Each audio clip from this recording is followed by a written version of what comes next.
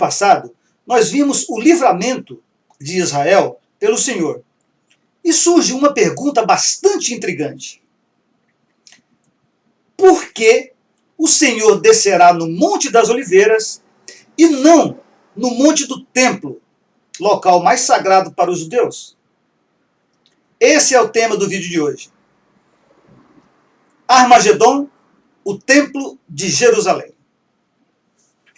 Atualmente, há uma grande tensão em Israel com a chamada crise do Monte do Templo. Que crise é essa? O Monte do Templo é o local do antigo Templo de Salomão, que foi destruído com a invasão de Jerusalém pelo imperador Tito no ano 70 depois de Cristo. Como os judeus foram espalhados entre as nações, os árabes então tomaram conta de Israel e de Jerusalém.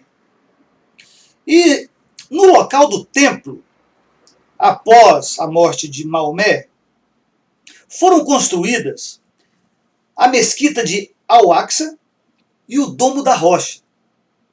E esses locais se tornaram o terceiro mais importante da adoração islâmica no mundo. Os judeus, desde quando voltaram para Israel em 1948, eles sonham e esperam arduamente, ansiosamente, pela reconstrução do templo, do antigo templo de Salomão, o qual eles chamam hoje de o terceiro templo. No entanto, para a reconstrução do templo, no Monte do Templo, é necessário a demolição do Domo da Rocha e da mesquita de Al-Aqsa. E aí, então, nós compreendemos o grande problema. E para entender o tamanho desse problema, vamos voltar um pouco no tempo, na época do Senhor Jesus Cristo. Com a crucificação de Jesus Cristo, a lei de Moisés foi cumprida e os sacrifícios de animais não eram mais necessários. Em substituição a essas ordenanças da lei de Moisés cumprida, o Senhor instituiu o sacramento da ceia do Senhor, onde o pão, como emblema da carne, e o vinho, como emblema do sangue, substituiriam os animais que eram sacrificados no templo. Sendo a lei de Moisés cumprida, o Senhor Jesus Cristo a substituiu pela lei do Evangelho. E após a sua morte e ressurreição, a igreja, já sob a direção dos apóstolos, cumpriu esse requisito, essa instrução dada pelo Senhor. E no primeiro dia da semana, ajuntando-se os discípulos para partir o pão, Paulo, que havia de partir no dia seguinte, falava com eles. E por esse relato das Escrituras, como outros também, nós vimos algo interessante aqui. Além da mudança da ordenança, foi mudado também o dia de adoração, que era o 7º dia para o 1º dia da semana, ou seja, do sábado para o domingo. Os judeus, por sua vez, continuavam a sacrificar no templo, ainda na lei de Moisés, porque não aceitaram Jesus Cristo como o seu Messias. Até que no ano 70 depois de Cristo, o imperador romano Tito invadiu Jerusalém, destruiu o templo, cumprindo então a Escritura, não deixando pedra sobre pedra no lugar sagrado, como havia prometido o Senhor Jesus Cristo.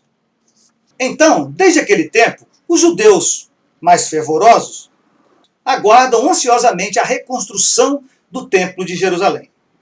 Mas para que eles querem a reconstrução do Templo de Jerusalém? Para continuar sacrificando animais. Recentemente, então, iniciou-se uma série de manifestações que culminou com essa chamada crise do Monte do Templo. De um lado, os árabes, os islâmicos, os muçulmanos, exigindo a retomada de Jerusalém, e do outro lado, os judeus exigindo a reconstrução do templo no Monte do Templo. A campanha contínua dos judeus pela reconstrução do templo, somada à falta de entendimento sobre o propósito do templo, trouxe a divulgação de alguns acontecimentos supostos que ele será reconstruído no Monte do Templo e que o anticristo, como vimos no vídeo 3, o construirá e nele se assentará antes da vinda do Senhor. Porém, não é isso que diz as Escrituras. Primeiro, é preciso compreender o propósito do templo e, segundo, compreender as Escrituras relativas ao futuro templo de Jerusalém. O templo era a casa do Senhor na terra, construído detalhadamente sob suas instruções. Para quê? Para que o Deus de Israel se manifestasse ao seu povo, tanto pessoalmente como através de suas ordenanças. Essas ordenanças pertenciam à antiga lei de Moisés.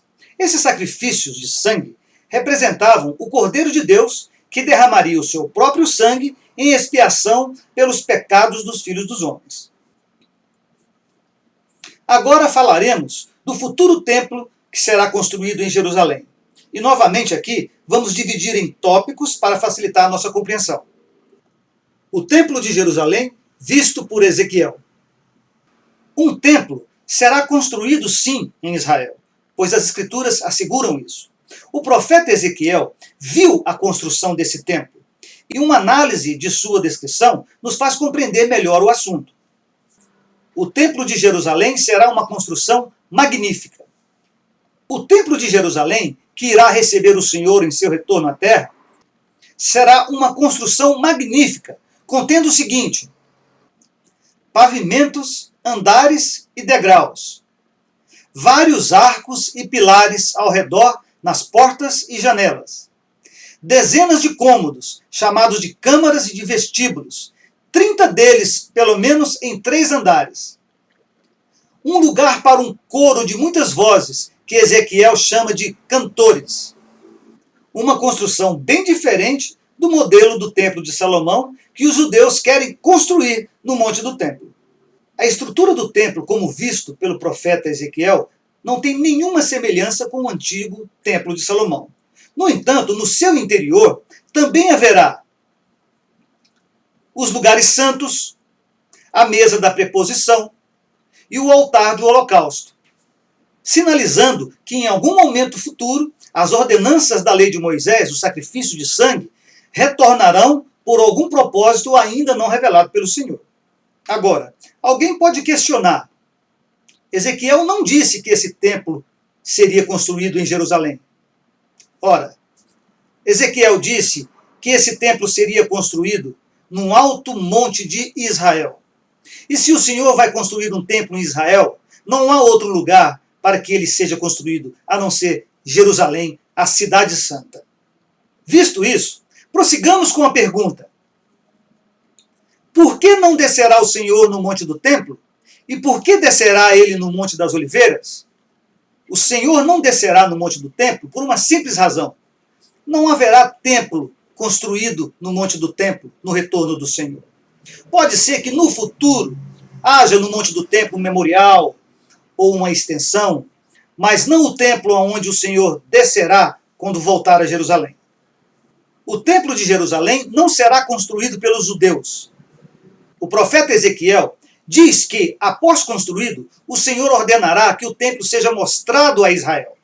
Se o templo será mostrado a Israel, obviamente ele não será construído pelos judeus. Se os judeus reconstruíssem o templo, seria o mesmo modelo do templo de Salomão, o que vimos pelo relato de Ezequiel, que não será assim. Esse é o primeiro ponto. Segundo ponto: para que os judeus construiriam o templo hoje? Para sacrificar animais e fazer sacrifício de sangue, o que foi abolido pelo Senhor na sua morte e ressurreição.